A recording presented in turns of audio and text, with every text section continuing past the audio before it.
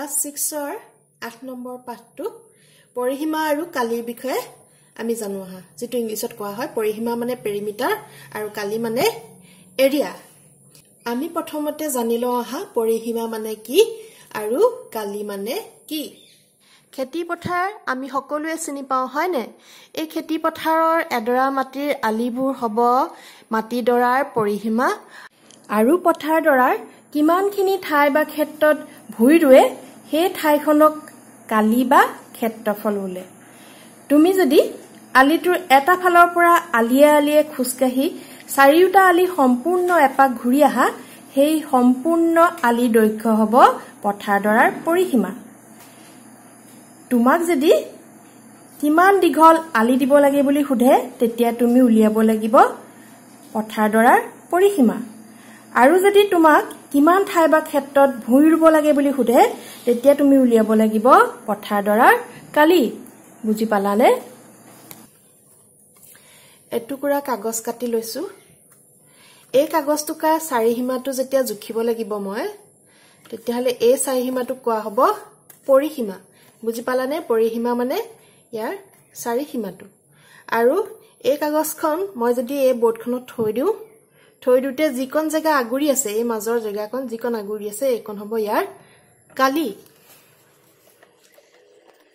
এইখন এখন ৰুমাল তোমাক যদি কোৱা হয় যে এই ৰুমালখনত লেছ লগাব লাগে লেছ সাইডে লেছ লগোৱা হয় হয়নে লেছ লগালে আমাক কিমান দীঘল লেছ লাগে বুলি ক'লে আমি কি উলিয়াব লাগিব আমি ৰুমালখনৰ পৰিসীমা উলিয়াব লাগিব আৰু ৰুমালখন কিমান বহল লাগে এই ৰুমালখনে এই বৰ্ডখনত কিমান ঠাই আগুৰি আছে হেতু উলিয়াবলৈ হলে আমি কি উলিয়াব লাগিব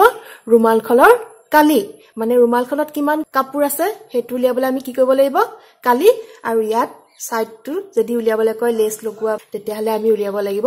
পৰিসীমা বুজি পালানে এই আয়তাকৃতি কাগজ টুকুৰা পৰিসীমা উলিয়া বুলি ক'লে কি কৰিব লাগিব ইয়াৰ দিশটো কিমান দিয়া আছে 10 সেন্টিমিটাৰ 10 সেন্টিমিটাৰ আৰু প্ৰস্থটো দিয়া আছে 5 সেন্টিমিটাৰ 5 সেন্টিমিটাৰ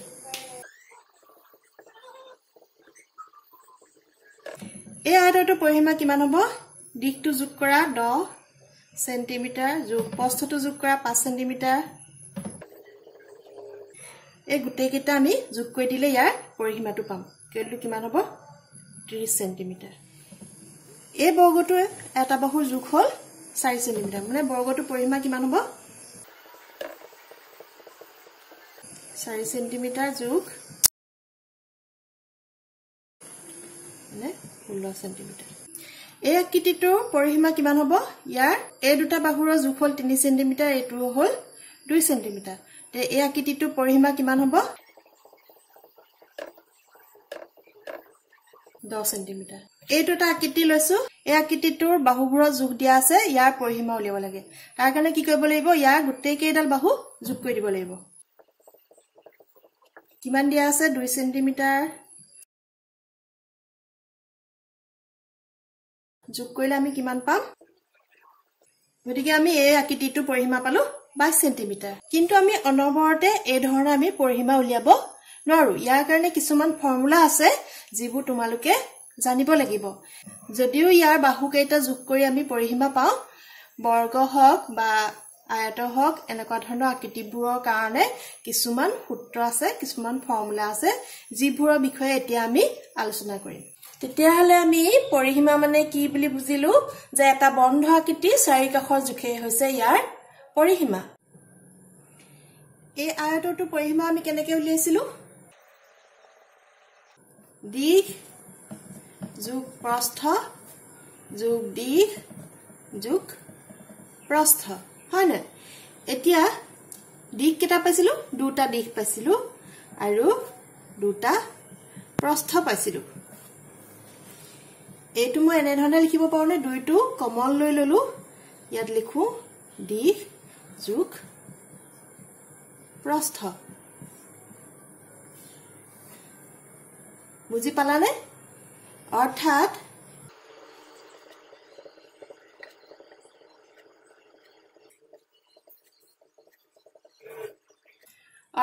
আয়তৰ পৰিসীমা মানে কি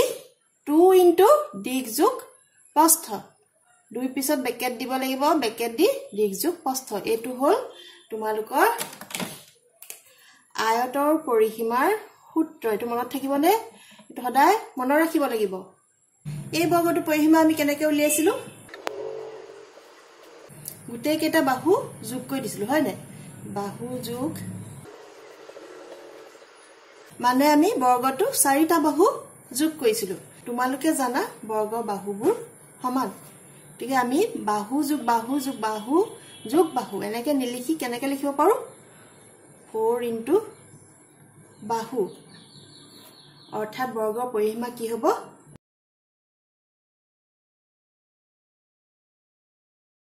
এইটো হল তোমালোকৰ বৰ্গৰ পৰিসীমাৰ সূত্ৰ এটো তোমালোকে মনত ৰাখিব লাগিব বৰ্গৰ পৰিসীমা মানে কিমান 4 ইনটু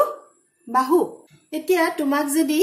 পৰিসীমাটো দিয়া থাকে বৰ্গৰ এটা পৰিসীমা দিয়া থাকে তেতিয়াহলে ইয়াৰ বাহুৰ দিশ উলিয়াব লাগে তেতিয়া আমি কি কৰিব লাগিব বৰ্গৰ এটা বাহুৰ দিশ এটো তোমালোকে লিখি লোৱা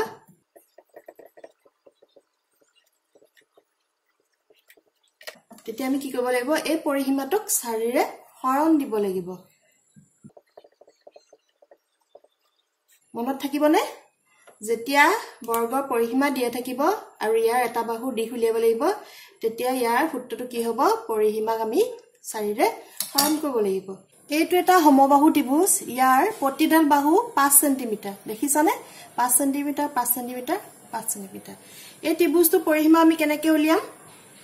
এই 5 সেন্টিমিটাৰ কিটা যোগ কৰি দিম হয় না 5 সেন্টিমিটাৰ যোগ 5 সেন্টিমিটাৰ যোগ 5 সেন্টিমিটাৰ বা আমি এটো এনেকৈ লিখিব পাৰোনে 3 ইনটু 5 সেন্টিমিটাৰ এই ধৰণৰ লিখিব পাৰো হয় না বুজি পালানে ইয়াৰ পৰা আমি ইয়াৰ পৰিসীমা পাম হয় না 5 যোগ 5 10 10 যোগ 5 15 সেন্টিমিটাৰ হয় না গতিকে এটা সমবাহু ত্ৰিভুজৰ পৰিসীমা সূত্ৰটো কি হ'ব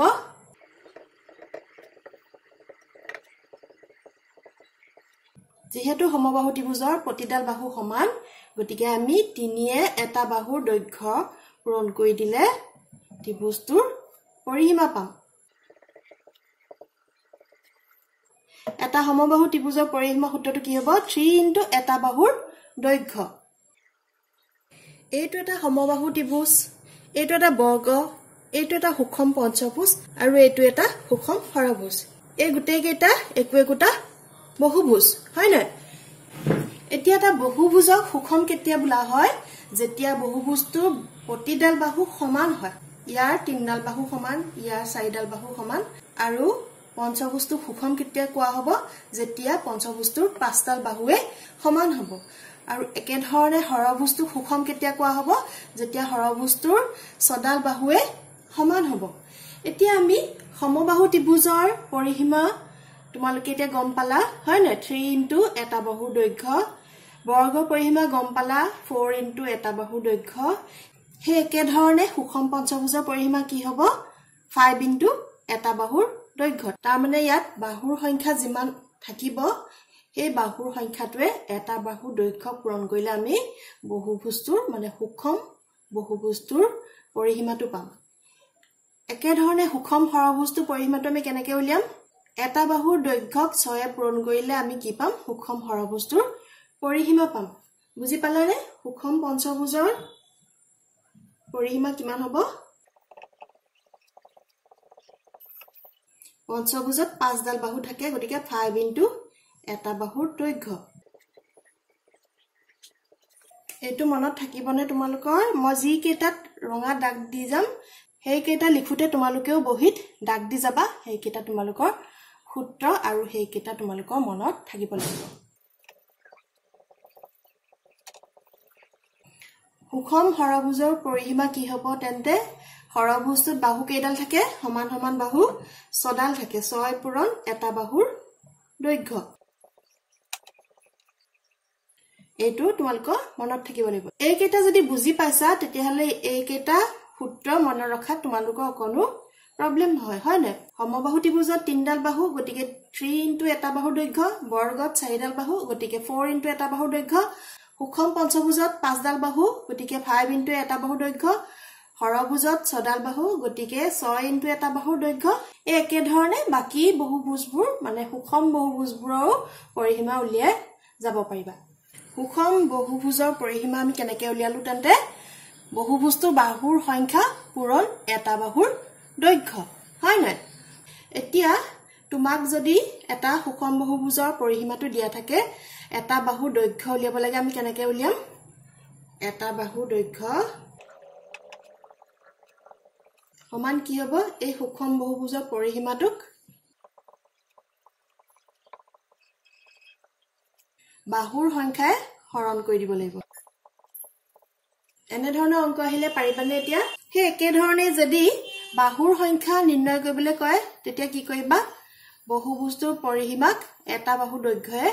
হৰণ কৰি দিব লাগিব আৰু এটা কথা জানি লোৱা সুষম বহুভুজবোৰৰ বাহুবোৰৰ দিশ যিদৰে সমান হে একে ধৰণে ইহতৰ কোণবোৰৰ জোখো সদায় সমান হয় এটা বৰ্গৰ পৰিসীমা 240 সেন্টিমিটাৰ হলে বৰ্গটো এটা বাহুৰ দৈৰ্ঘ্য কিমান এতিয়া বৰ্গটো মানে এটা সুষম বহুভুজৰ তোমাক পৰিসীমাটো দিয়া আছে তাৰ পৰা এটা বাহুৰ দৈৰ্ঘ্য নিৰ্ণয় কৰিব লাগে আমি ইয়াৰ ওপৰত পালো এটা বাহুৰ দৈৰ্ঘ্য কৰিলে কিমান হ'ব সুষম বহুভুজটোৰ পৰিসীমাক বাহুৰ সংখ্যায় হৰণ কৰি দিব লাগিব এটা সমাধানটো কৰোছো না এটা কি হ'ব বৰ্গৰ পৰিসীমাক বৰ্গৰ বাহুৰ সংখ্যায় হৰণ কৰি দিব লাগিব বৰ্গৰ বাহুৰ সংখ্যা কেইটা বৰ্গটোত 4ডাল বাহু থাকে হয় না তে বৰ্গৰ পৰিসীমা আমাক কিমান দিয়া আছে 240 বাহুৰ সংখ্যা 4 হয় না কিমান হ'ব এটো কিমান কটা যাব 60 ইকুৱেল টু কিমান হ'ব 60 সেন্টিমিটাৰ এই ধৰণে তোমালোকে অন্য বহুভুজৰো পৰিসীমাটো দিয়া থাকিলে ইয়াৰ বাহুৰ সংখ্যা বা তা বাহুৰ দৈৰ্ঘ্য উলিয়াই ল'ব পাৰিবা বুজি পালানে এটা আয়তৰ পৰিসীমা উলিয়াব পাৰিলা হয় না ইয়াৰ চাৰি সীমাটো এতিয়া এটা আয়তৰ কালি কিদৰে উলিওৱা হয় কালি মানে হল এই আগুৰি থকা ক্ষেত্ৰফল এতিয়া আয়তৰ কালি উলিওৱা ফৰ্মুলাটো হল দিশ পূৰণ প্ৰস্থ মনত থাকিবনে আয়তৰ কালি দিশ পূৰণ প্ৰস্থ এতিয়া চাবা এইটো এটা বৰ্গটো এক প্ৰকাৰ আয়তেই হয় না যিটো আয়তৰ প্ৰতিডাল বাহু সমান তাকে বৰ্গ বোলে গতিকে বৰ্গৰ কালি সূত্ৰটো কি হ'ব ইয়াৰ প্ৰতিডাল বাহু সমান মানে বৰ্গৰ কালি কি হ'ব দীঘৰ ঠাইত আমি ইয়াৰ এটা বাহুৰ দৈৰ্ঘ্যই লিখিম হয় না প্ৰস্থৰ ঠাইতো আমি কি লিখিম ইয়াৰ মানে বৰ্গৰ কালি সমান কিমান বাহু পূৰণ বাহু আয়তৰ কালি ইকুৱেল টু দিশ পূৰণ প্ৰস্থ বৰ্গৰ কালি ইকুৱেল টু বাহু পূৰণ বাহু সমান্তৰিক কালি হল ভূমি পূৰণ উচ্চতা কেনেকৈ হল চাও আহা এইটো এটা সমান্তৰিক হয় না দুজোৰ সমান্তৰাল ৰেখায়ে আগুৰা ক্ষেত্ৰটোক সমান্তৰিক বোলে হয় না ইয়াৰ এডাল বাহুৱে সমান আৰু সমান্তৰাল এফালে এডাল বাহুৱে সমান আৰু সমান্তৰাল এতিয়া এই সমান্তৰিকটোৰ পৰা যদি মই এটা সমকোণী ত্ৰিভুজ কাটি লওঁ এতিয়া এই সমকোণী ত্ৰিভুজটো যদি ইয়াত জইন্ট দিও তেতিয়া ই এটা আয়ত হলনে এই সমকোণী ত্ৰিভুজটো ইয়াৰ পৰা কাটি আনি ইয়াত জইন্ট দিলত এইটো এটা আয়ত হল তোমালোকে এতিয়া অলপ আগত গম পালা আয়তৰ কালি কিমান আছিল দিশ পূৰণ প্ৰস্থ হয় না এই সমান্তৰিকৰ কালিৰ ক্ষেত্ৰত আয়তৰ দিশটো কি হৈছে সমান্তৰিকটোৰ ভূমি আৰু আয়তৰ প্ৰস্থটোৰ ঠাইত কি হৈছে সমান্তৰিকটোৰ উচ্চতা বুজি পালানে সমান্তৰিকৰ উচ্চতা হল সমান্তৰাল বাহু দুটাৰ মাজৰ লম্ব দূৰত্ব এইডাল লম্ব হ'ব লাগিব বুজি পালানে সমান্তৰিকৰ যিকোনো বাহুক ভূমি হিচাপে আৰু সেই বাহুৰ বিপৰীত শীৰ্ষবিন্দুৰ পৰা ভূমিলৈ টনা লম্বক উচ্চতা হিচাপে ধৰিব পাৰি এতিয়া ইয়াত মই দুটা সমান্তৰিক আঁকিছো এতিয়া ABCD সমান্তৰিকৰ এই ডিডাল হল ইয়াৰ উচ্চতা আৰু ABডাল হল ইয়াৰ ভূমি ঠিক একেদৰে PQRS ৰ সমান্তৰিকৰ উচ্চতা হল এই TQডাল দুডাল সমান্তৰাল বাহুৰ লম্ব দূৰত্বটো হল ইয়াৰ উচ্চতা আৰু এডাল বাহুক আমি ভূমি বুলি ধৰিছো বুজি পালানে সমান্তৰিকৰ যিকোনো বাহুক ভূমি হিচাপে আৰু সেই বাহুৰ বিপৰীত শীৰ্ষবিন্দুৰ পৰা ভূমিলৈ টনা লম্ব উচ্চতা ধৰিও আমি সমান্তৰিকটো কালি নিৰ্ণয় কৰিব পাৰো গতিকে আমি সমান্তৰিকৰ কালি কি পালো সমান্তৰিকৰ কালি হল ভূমি পূৰণ উচ্চতা ত্ৰিভুজৰ কালি সমান হাফ ইনটু ভূমি পূৰণ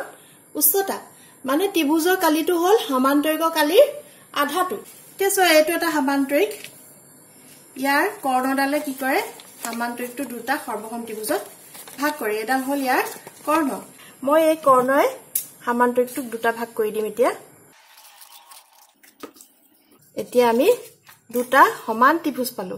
গতিকে সামান্তৰিকটো কালি আধাটো কি হ'ব ত্ৰিভুজটোৰ কালি ত্ৰিভুজটোৰ উচ্চতা কেনেকৈ উলিয়াবা ত্ৰিভুজটোৰ যিকোনো এটা শীৰ্ষবিন্দু পা শীৰ্ষবিন্দু মানে জানা নহয় এই কেইটা হল ইয়াৰ শীৰ্ষবিন্দু ইয়াৰ যিকোনো শীৰ্ষবিন্দুৰ পৰা ইয়াৰ বিপৰীত বাহুডাললৈ টনা লম্বডালে হ'ব ইয়াৰ উচ্চতা বা উন্নতি যিকোনো এটা ইয়াৰ পৰা ইয়ালে টানিব পাৰা ইয়াৰ পৰা ইয়ালে যিকোনো এটা শীৰ্ষবিন্দুৰ পৰা ইয়াৰ বিপৰীত বাহুডাললৈ টনা লম্বডালে হ'ব ইয়াৰ উচ্চতা বা উন্নতি এইটো ত্ৰিভুজৰ লম্বডাল কেনেকৈ উলিয়াম আমি লম্ব কেতিয়া হয় যেতিয়া 90 ডিগ্ৰী হয় হয়নে এইটো এটা সমকোণ হলনে 90 ডিগ্ৰী হল গতিকে এডাল লম্ব এইডালে হ'ব এই ত্ৰিভুজটোৰ উচ্চতা বা উন্নতি বুজি পালানে যিকোনো এটা শীৰ্ষবিন্দুৰ পৰা ইয়াৰ বিপৰীত বাহুলৈ লম্ব এডাল টানিলে হেডাল হ'ব ত্ৰিভুজটোৰ উন্নতি বা উচ্চতা বুজি পালানে তোমালোকে এই এবিসি ত্ৰিভুজটোৰ কালি কি হ'ব হাফ ইনটু ইয়াৰ ভূমি কোণডাল হ'ব বিসি ডাল বিসি ইনটু উচ্চতা কোণডাল হ'ব এ ডিডাল বুজি পালানে ইয়াৰ যেতিয়া বাহুৰ দিকবোৰ দিয়া থাকিব তাৰ পৰা তোমালোকে ত্ৰিভুজটো কালি উলিয়াই লব পাৰিবা গতিকে আমি ত্ৰিভুজৰ কালি কি পালো ত্ৰিভুজৰ কালি হল হাফ ইনটু ভূমিপূৰণ উচ্চতা এইটো তোমালোকক সদায় লাগি থাকিব